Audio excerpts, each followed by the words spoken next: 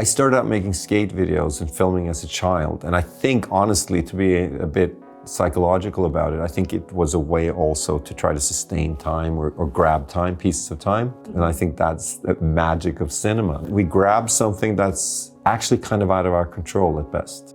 I'm Joachim Trier. I'm the director of Sentimental Value. I brought you to Oslo, to the location where we shot the family house in our film. This is Directors on Location.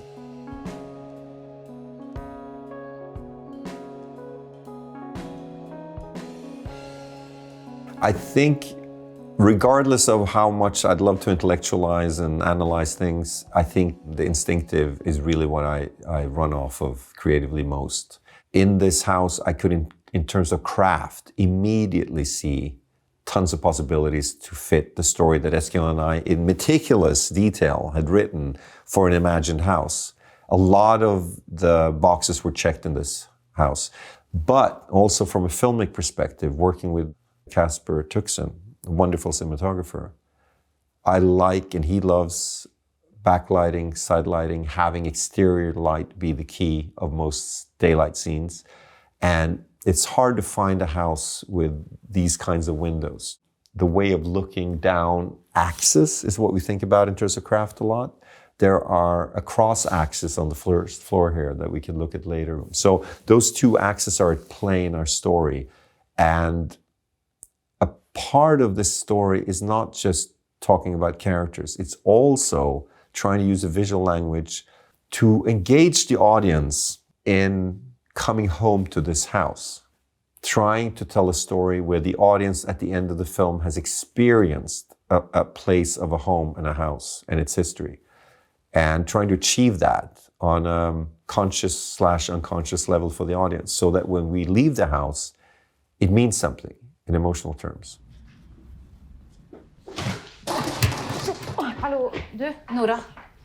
Du, nå.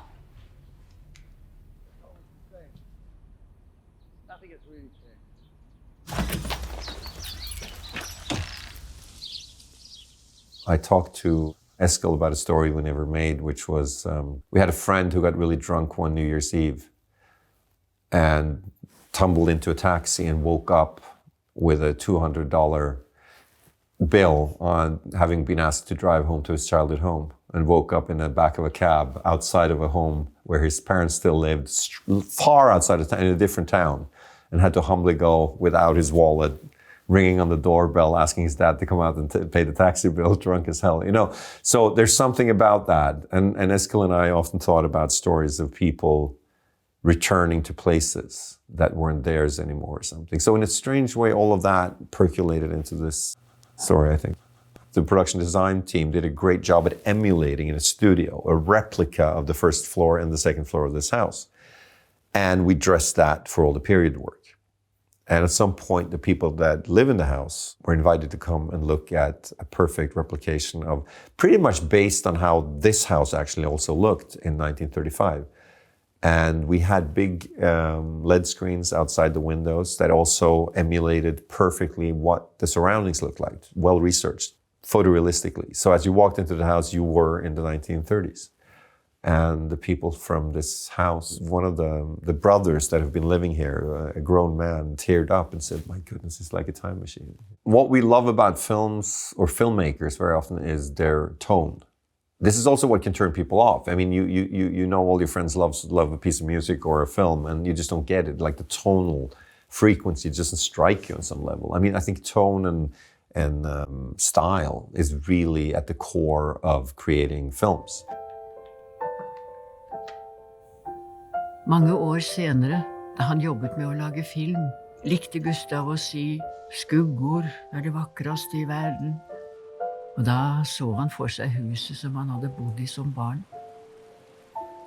Production design department, and also head of props, Hedda Virik, who's incredible.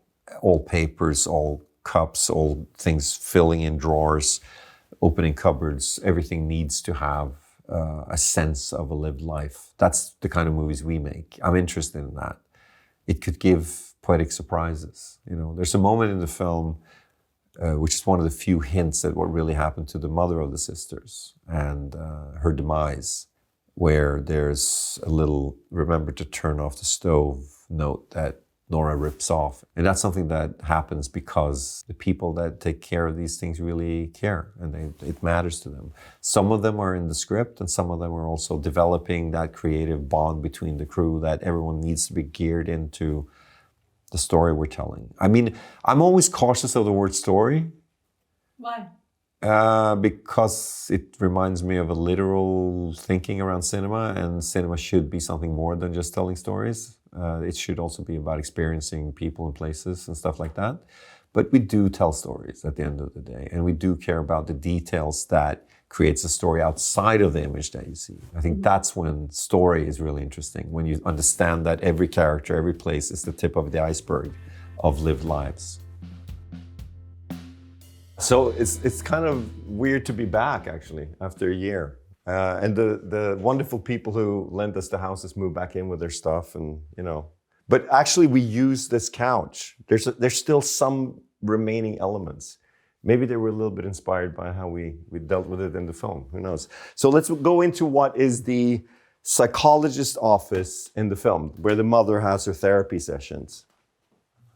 The stove was always in the script, and we had to find a house with a stove. So this was lucky, and the wonderful thing is that this room could certainly be a psychologist's office, because clients could arrive through a separate door rather than to go into a family house, right? They could even wait out there and then being taken into treatment and out again. And she could kind of lock off the house and have her professional life in here, yet having the stove be the audio connection point to Nora's room upstairs, which is just above here.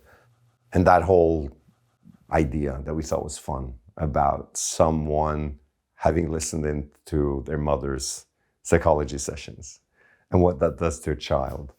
I think many of us as children feel sometimes maybe all children at some point feel that they listen to too many things that they shouldn't have understood. Maybe that's becoming a human being. The way you enter the adult world is tricky for everyone. But I think this idea of the stove was kind of interesting and fun. I think one of the reasons we chose this house was this axis, we call it, the dynamic between the living room and that back room down the hallway where you see many things happen. The house being a witness to all of these occurrences and events, the things even that the family don't know how to talk about. So this is an important axis right here. And we see also the entry space here to the front door, where we see several people arriving. Rachel comes in here at some point and sees the house for the first time. Gustav comes to the funeral.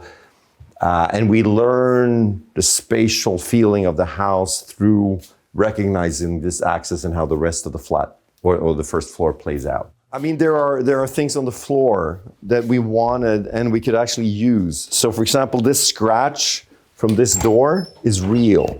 Now they've fixed the door. But here on the floor, it's actually real. It's the kind of thing that a child would notice. It's very interesting to hang out with children because they are very often smaller and they notice tactility, things that we as filmmakers also love to look at. I mean, I think that there are different types of people that make films. Some people do completely imagined worlds, and that's wonderful. I am not like that. I love the idea that everything is material.